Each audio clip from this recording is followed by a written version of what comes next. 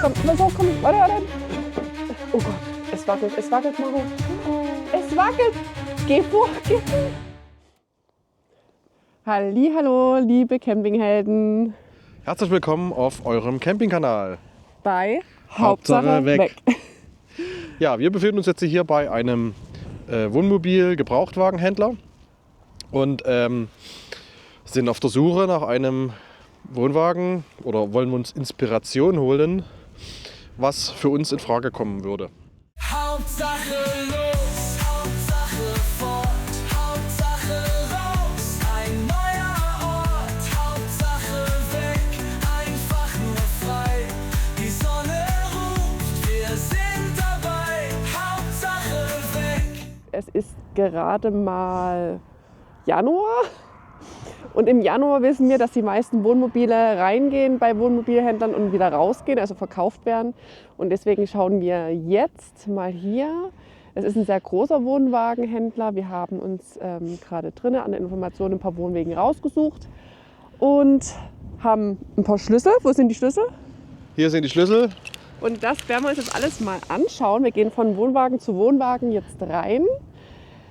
Gucken, wie die Inneneinrichtung ist, schauen, wie viele Schlafplätze, die haben wir uns schon vorausgewählt. Wir brauchen mindestens 5 Schlafplätze.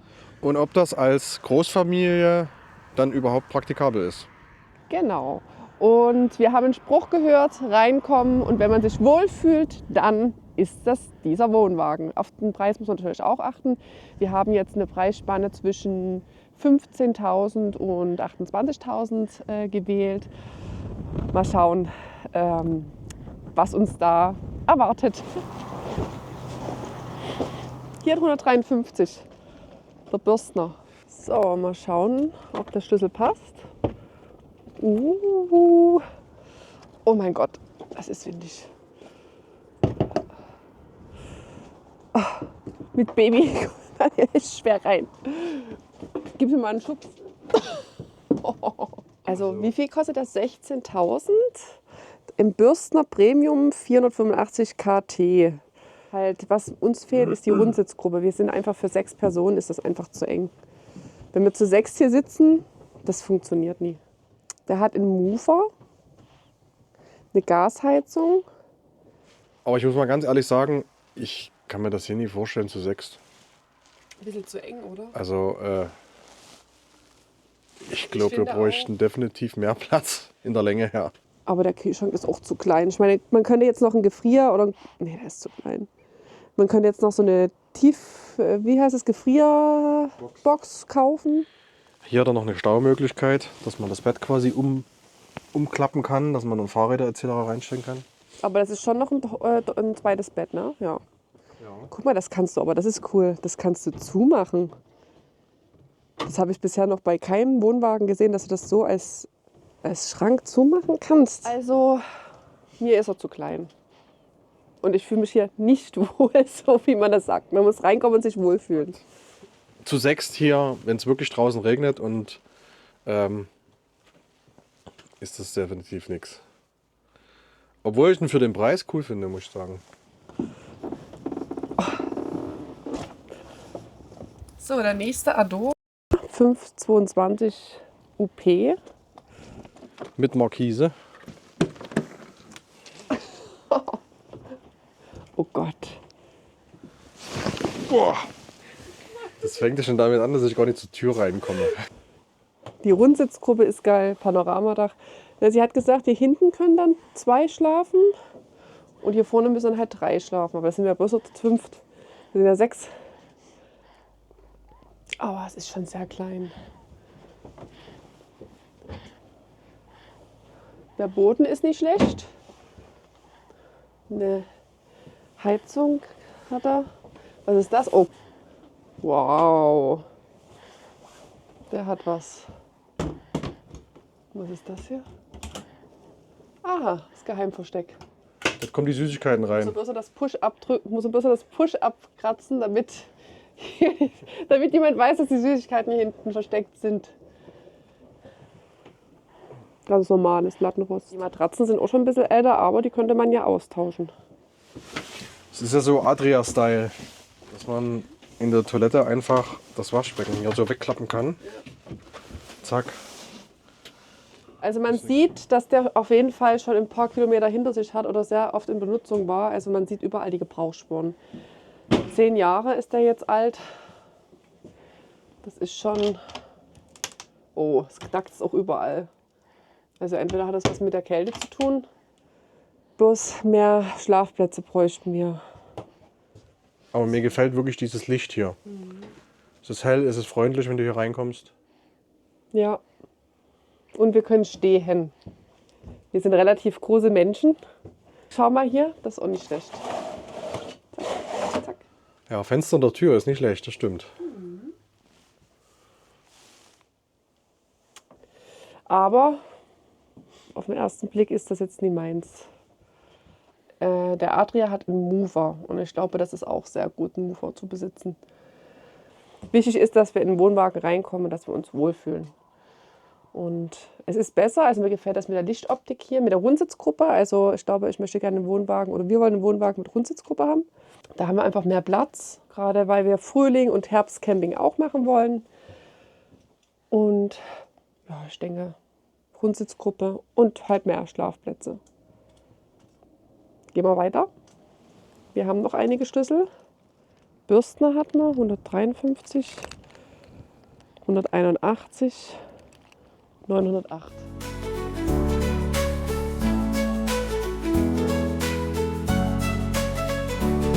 Aber der sieht auch nicht schlecht aus hier drin. Der hat auch so eine Rundsitzgruppe, der Detlef. Und der sieht gepflegt aus vor allem. Aber der hat nur, ich glaube, 4 Schlafplätze. Mal geht die Tür gar nicht auf. Tappert. Oh, wie viel kostet denn der? Weiß nicht, steht draußen nichts dran. Okay. Der sieht toll aus. Oh mein Gott. Schieben. Oh, aua. Guck mal, hier hast du gleich am Eingang einen Kühlschrank. Das heißt, du brauchst noch nicht mal richtig in den Wohnwagen rein, wenn du was essen möchtest. Von Dometic der Kühlschrank. Und der Boden sieht toll aus. Ich muss also auf den Preis gucken. Der sieht so hoch. 31.000, okay. Der ist schon etwas hochwertiger. Ah, die Tür ist breiter, ja. Die Tür ist breiter.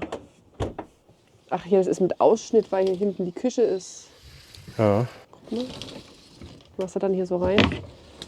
Zack. Ah. Ja, ist auch nicht schlecht. Also ich muss das jetzt mal ausprobieren, weil ich echt skeptisch bin, ob ich hier überhaupt hinpasse. Wie groß bist du? Ich bin offiziell 1,86.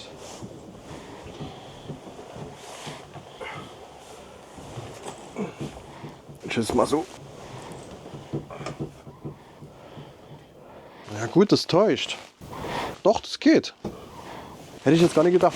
Du hast hinter dir Ja, hier. eine Holzleiste. Also es ist für mich schon grenzwertig. Und wenn ich mir vorstelle, dass du noch neben mir liegst. Ja. Ich weiß, dass wir sowieso teilweise auch draußen kochen werden. Aber mir gefällt es nicht, dass ich das Wasser und den Kochbereich neben dem Bett habe. So nah. Das gefällt mir einfach nie als hier. Da muss ich das ganze Holzbrett abnehmen. Und dann hier innen drinne kochen, wie wenn du eine Pfanne hast, die einfach wie machst du das? Oder musst du das rausdrücken? Es geht 100 Pro hier irgendwie raus. Ja, ab. Guck mal, das ist doch. Ja, machst ja auch nicht Ja, kaputt. schau mal, das ist doch hier. Ja, aber Gibt es wie? irgendeine Mechanik? Okay, also das habe ich bisher noch nie gesehen. Ich glaube, da müssen wir dann einfach nochmal bei dem Händler nachfragen. Aber gut, dann macht man es hoch. Aber trotzdem gefällt mir das nicht, dass ich neben meinem Bett kochen müsste, wenn wir im Frühling oder im Herbst kochen. Falls wir da überhaupt kochen. Kann ja sein, dass wir im Vorzelt kochen. Mir gefällt das hier, dass man hier reinkommt. Schau mal, ob man das sieht. Und dass man nicht direkt das Bett rechts auf der Seite hat, sondern dass man hier nochmal so eine kleine Trennwand hat. Und nicht direkt aufs Bett drauf fällt. Weil das ist immer so mit Kindern, wenn man dann übers Wochenende mal irgendwo hinfährt und es regnet, es ist schlechtes Wetter und alle rammeln dann rein, finde ich das immer so mit Bett. Dann hast du eine schöne Rundsitzgruppe, die gefällt mir auch. Und das ist auch total edel hier, dieser Stoff an der Seite und dieses große Fenster. Also das ist schön. Dafür ist es dort hinten, finde ich, in der Ecke sehr dunkel und hier ist es hell. Was ich aber von der Aufteilung auch nicht so gut finde, ist, dass die Rundsitzgruppe direkt gegenüber vom Bett ist, von den Stockbetten. Gefällt mir auch irgendwie nie. Ja, jeder, der dann hier sitzt, Guck dann auf die hier, unordentlichen wird dann- Kinderbetten. wird dann von den Kindern, die dann hier rumgammeln, beobachtet. Heckbad.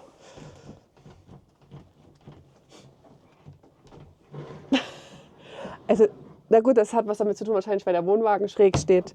Ich konnte jetzt nicht hier anfassen und das aufmachen. Ich musste jetzt hier unten weiter greifen. Aber das könnte schon was mit der Ausrichtung zu tun haben, denke ich mal. Aber das Bad ist edel, oder? Ja. Hier so eine Dusche. Wo ist das Waschbecken? Ach, das ist wieder zum Runterklappen. Schau. Einmal rein, einmal raus. Wasserhahn. Ach so, oh. Der war noch nicht richtig angeschlossen. Ich dachte, das wäre so ein Verlängerungswasserhahn, den du einfach mal schnell rausziehst. Das ist halt immer so die Überraschung bei einem Gebraucht-Wohnwagenhändler. Viele der Modelle sind halt hier einfach noch nicht aufbereitet. Stellt euch mal vor, euer großes Kind sagt, es geht duschen. Dann hast du hier mitten in der Dusche so eine Tür. Also ich würde jetzt denken, das geht nach draußen. Oder? Das wäre doch geil. Aus der Dusche direkt raus in die Natur. Aber es ist nochmal Stauraum. Das ist cool. Es gibt einige Sachen, die mir echt gut gefallen. Das große Fenster. Aber eigentlich die Rundsitzgruppe wieder, aber die Inneneinrichtung, die Aufteilung gefällt mir überhaupt nicht. Die Front ist sehr dunkel, weil da einfach ein Fenster fehlt. Ich habe auch schon ein paar YouTube-Videos geschaut, dass wenn man eine Klimaanlage nachrüstet, dass man die meistens ins Fenster baut, damit man eben nie noch einen Ausschnitt braucht. Aber ich bin mir nicht sicher. Kann sein, schreibt mal in die Kommentare unten, ob man das vorwiegend macht oder ob das ein Fehler meines Wissens ist. Aber ich glaube, ins Fenster rein macht man die Klimaanlage in so einen Ausschnitt. Und da fehlt ja dann noch ein Fenster hier in diesem Wohnwagen. Also wir haben ja hier nur 2 Hauptfenster, die kleine Dachluke hier oben und dann das hier, wo man im Prinzip direkt drunter schläft. Und das würde dann eigentlich bedeuten, hier braucht man einfach Licht, weil man hier ist. Dass man dann hier mehr oder weniger unter der Klimaanlage schlafen würde. Und ich glaube, wenn ich so in Italien sitze, bei ordentlichen Temperaturen, das wird laut. Da braucht man schon eine sehr leise Klimaanlage. Und ich finde es echt komisch gelöst, dass, wenn man hier an der Rundsitzgruppe sitzt, dass einen die Kinder, die dann im Bett liegen und dort rumchillen, dass die ihnen dann beim Essen zugucken. Finde ich ein bisschen... Ja, aber die Kinder kriegen ja bei uns auch was zu essen. Es ist nicht so, dass wir noch was essen und die Ja. Kinder nichts. Genau, das birgt dann die Gefahr, Dass die im Bett essen. Ja, dass sie dann das Essen direkt mit ins Stockbett hochnehmen. Nee, das Fenster finde ich ehrlich gesagt ein bisschen gewöhnungsbedürftig. Das erinnert mich eher so an so eine Raumstation auf dem Mars. Aber Camper-Feeling, naja. Ich finde es gut. Mir gefällt's. Okay. Gehen wir weiter, oder? Mhm. Den nächsten Wohnwagen gefunden, aber stopp, ich komme hier gar nicht rein mit der Kleinen. Es ist so eng geparkt, also ich verstehe es ja, aber... Und das ist Erstzulassung 10.2024, also 1 Jahr alt.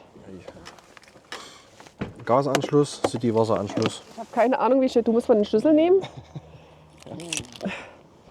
Ich komme hier nicht nie rein. Wie soll ich dann da reinkommen, wenn du schon nicht reinkommst? Na, ich habe ja hier vorne noch ein Baby. Ich komme hier nicht rein. Ich schiebe mal meinen Hintern durch. Ey, wirklich? Ich komme hier nie rein. Du musst da rein. Der sieht auch nicht unbedingt günstig aus, der Hobby. Will ich ungern zerkratzen. Kommst du rein?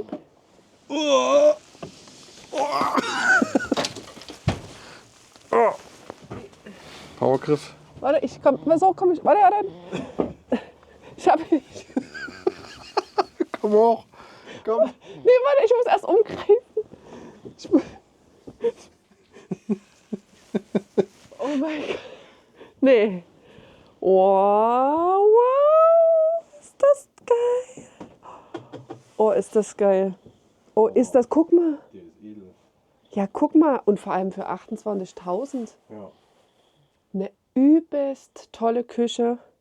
Eine übelst große Rundsitzgruppe. Die ist ja größer als normal. Hier passen nochmal 2 Menschen hin. Guck mal, hier hast du einen Griff zum Rein- und Rausgehen, wenn die Tür offen ist. Das ist alles kein Glas, ne? Auch wenn es so aussieht.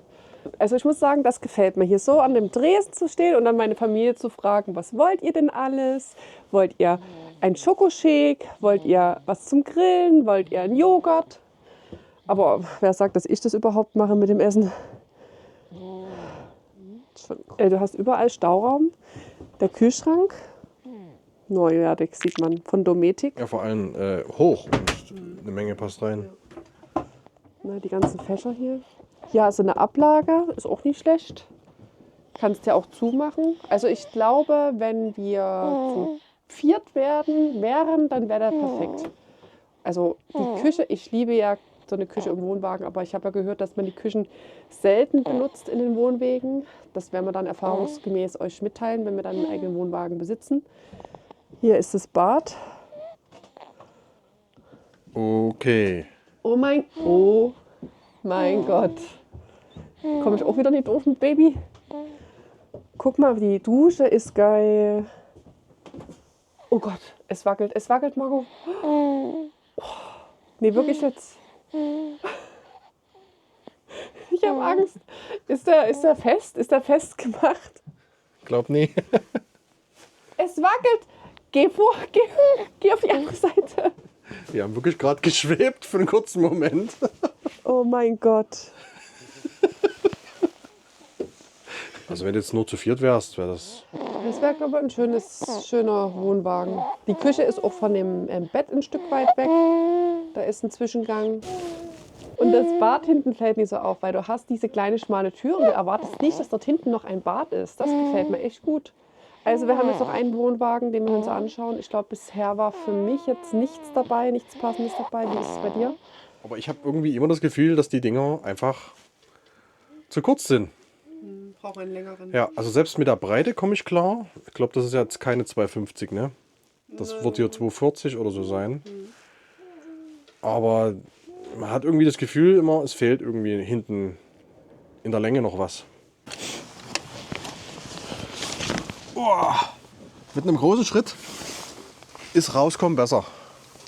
Halt mich mal fest. Nee, wirklich jetzt. Wirklich, ich muss mein Bein... Nie ziehen! Das mit dem Zuschließen kapiere ich immer noch nicht so richtig. Ich glaube, jetzt habe ich es. Ja. Nee, hier kann man gerade nie reinschauen. Alle Gardinen zu. Müssen wir uns eine Schüssel holen, aber... Ich glaube, Beduin ist doch so die gehobene Klasse von Detlef, oder? Kann das sein? Ist das nie der Winterwohnwagen? Skandinavia ist der Winterwohnwagen, glaube Ja, ich. ich glaube, da kann alles der Beduin. Ja. Nicht schlecht. Der hat so einen Aufsatz, wie man es vom Van kennt. Wenn man oben das Dach dann aussägt und dann oben nochmal so einen Aufbau drauf macht, um gegebenenfalls sogar nicht nur drin zu stehen, sondern auch oben zu schlafen. In dem Wohnwagen habe ich das noch nie gesehen.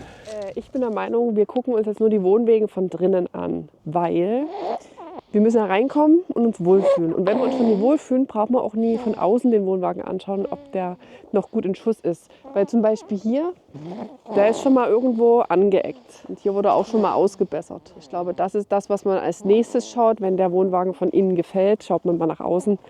Und da werden wir euch auch noch Tipps geben dazu. Ich glaube, du musst mal suchen. Ach, guck mal hier. Mit Spion. Ist das cool? Das wurde doch bestimmt nachträglich eingebaut, weil hier kein Fenster drin ist. Wenn ihr Wohnwegen anschaut und reingeht, achtet bitte darauf, dass die Stützen unten sind. Weil wenn ihr beide hinter ins Heck geht und die Stützen hier unten sind, dann kippt euch der Wohnwagen um. Und das ist nie lustig. Und bei den Wohnwagen-Gebrauchshändlern, selbst auf der Messe, werden vielleicht teilweise die Stützen hier so runter gemacht, dass es fest ist. Also immer schön ausgleichen. Wenn wir zwei große, schwere Menschen nach hinten gehen, dann kippt der nach hinten. So, und ich habe mir jetzt trotzdem noch mal die Schlüssel, vom Stärkemann geholt, weil die Firma hatte ich noch nie auf dem Schirm. Ich habe noch nie von Stärkemann gehört, also gucken wir uns den einfach mal an. Es ist wieder... Ist eng, oder? Also, ich bin jetzt kein Bodybuilder, ne? Aber so eine gewisse Schulterspanne habe ich einfach von Natur aus. Mit ein paar extra Funden drauf, das ist schon wahr. Aber wenn ich hier mich hier seitlich zur Tür reinschlängeln muss, das ist schon mal ein schlechtes Zeichen. Oh Gott, der wackelt. Der hat aber Stützen. So, was haben wir hier? Stärkemann Easy Kids PE, was auch immer PE steht. 17.000 ist auf jeden Fall ein fairer Preis. Keine Rundsitzecke. Keine Rundsitzecke, genau. Was mich schon mal so ein bisschen skeptisch macht. Also es hat ja irgendwo, der Sinn mit einem Dreierstockbett liegt ja darin, dass du hier mindestens zu 5 sitzt. Ja, wenn ich jetzt so mit meiner Statur hier sitze, Sitzt du alleine? sitze ich alleine oder der neben mir, der hat's schwer. Ja. Dreier-Kochfeld, wieder ohne Bimetallzünder. Nein, hier ist der, oder? Also die Nippel hier, die sind bloß dafür da, dass, wenn man das hier runter macht, die Scheibe nicht klirr macht. Guck dir das an. Hier kannst du direkt vom Baden, kannst du deine Badehose hier hinhängen, damit die dann ins Waschbecken tropft. Quatsch. Aber das ist eine gute Idee. Aber trotzdem eine coole Idee für Küchentücher etc. Nee, das ist, weißt du, für was es ist? Das ist für eine Küchenrolle. Für so eine. Für eine Küchenrolle ist es cool, genau. Nee, das ist eine Küche. Der ist doch aus erster Hand oder aus zweiter Hand. Und der hat einfach so eine Halterung da dran gemacht für die Küchenrolle. Ich suche irgendwie immer noch den Kühlschrank. Das ist ein Kleiderschrank. Wo ist überhaupt die Heizung noch? Dort hinten. Dort hinten ist die Tuma. Dreier Stockbett finde ich sehr schön mit Ausfallschutz. Rausfallschutz. Bei mir ist das Ausfallschutz. So. Hier habe ich natürlich noch einen schönen Vorhang, den ich zuziehen kann. Ich finde, so ein Dreierstockbett ist nicht schlecht, aber es ist schon sehr eng nach oben. Du hast ja nur eine gewisse Höhe. Klar, die kleinen Kinder können unten schlafen, aber so ein 15-jähriges Mädchen, ich glaube, das schläft nicht mehr in so einem Stockbett oben in der Mitte oder ganz unten. Vielleicht finden wir noch eine andere Möglichkeit. Ja, es geht. Also ich würde damit klarkommen, aber klar, es ist eng auf jeden Fall. Du würdest damit klarkommen, wenn du da drin schlafen würdest? Nee, wenn andere darin schlafen, dann würde ich damit klarkommen. Okay. Wir sind aber immer noch auf der Suche nach dem Kühlschrank. Also hier vermute ich mal das Bad. Was hier auf jeden Fall cool ist, dadurch, dass du das Fenster hier hast, kannst du halt auch draußen duschen. Macht aber nur Sinn, wenn du da draußen eine Markise hast, weil wenn du hier das Vorzelt dran gebaut hast, saust du dir das Vorzelt ein. Du meinst, du kannst den Schlauch nach draußen halten. Genau, und dann kannst du hier den Duschschlauch nehmen, durchs Fenster reichen und vorausgesetzt, du hast nur eine Markise, kannst du dich hier draußen abduschen. Das ist natürlich eine coole Sache. Aber wo ist der Kühlschrank?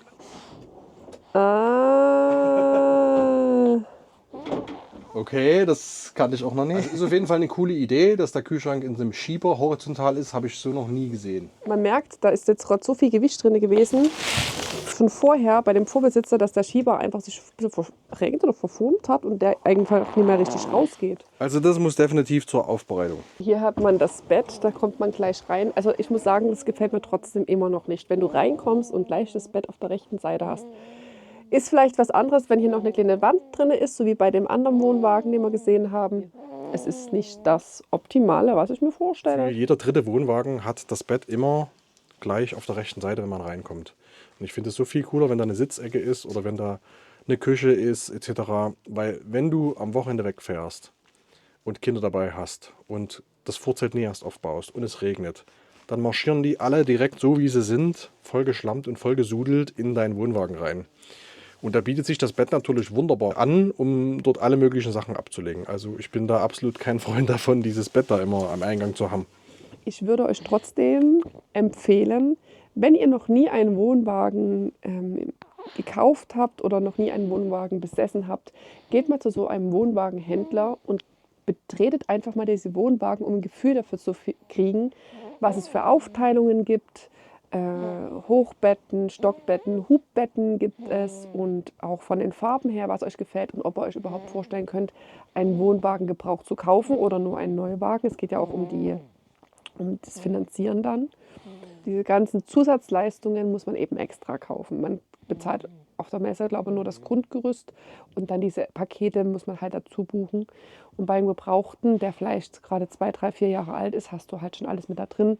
Vielleicht sogar ein Vorzelt oder ein Mover schon mit drin oder eine Klimaanlage und der Preis ist einfach definitiv günstiger, als jetzt auf der Messe so einen Wohnwagen zu kaufen. Also für uns als 6-köpfige Familie, ich glaube, Neuwagen kommt nicht in Frage. Da sind wir schon in dem Bereich 40.000. Ihr müsst euch bei dem Wohnwagenhändler wohlfühlen, ihr müsst euch von dem Ablauf, von dem Service her wohlfühlen. Und ganz wichtig ist, lasst euch nichts aufschwatzen. Denkt auf jeden Fall, auch wenn ihr einen Wohnwagen gefunden habt, würde ich schon den nochmal reservieren lassen und nochmal eine Nacht drüber zu schlafen. Das empfehle ich eigentlich bei allen Entscheidungen, mindestens eine Nacht drüber zu schlafen.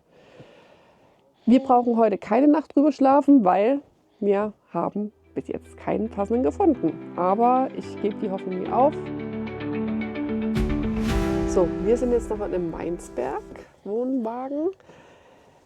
Hochbett hier auf der linken Seite, gleich im Heck neben der Tür, muss ich sagen, finde ich gut, weil man hat ja einfach ein bisschen mehr Platz.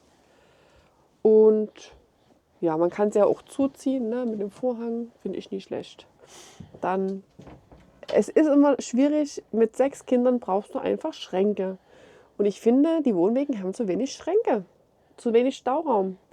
So ein Schrank bringt uns eigentlich, also der ist relativ groß, aber das bringt uns nichts. Wir bräuchten eigentlich noch hier ein paar Schränke und die hier oben reichen auch nie aus für unsere ganzen Klamotten. Und ich meine, wir sind ja auch nicht so, dass wir jetzt so viel Klamotten mitnehmen, dann wäscht man lieber mal ein bisschen mehr.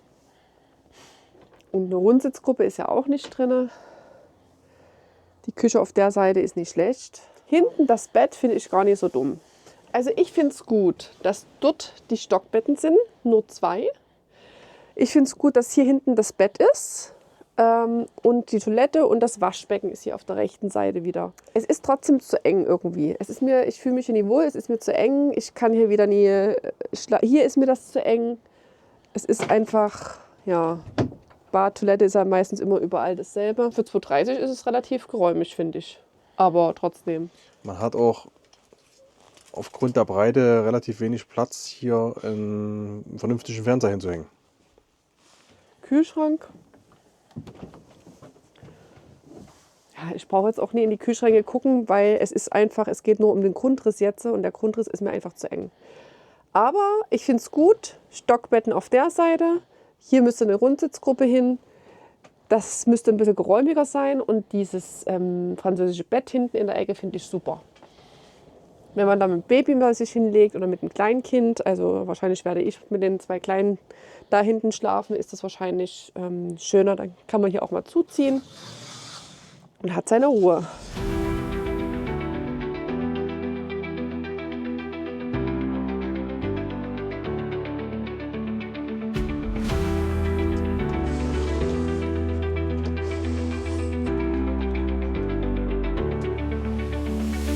Oh wow.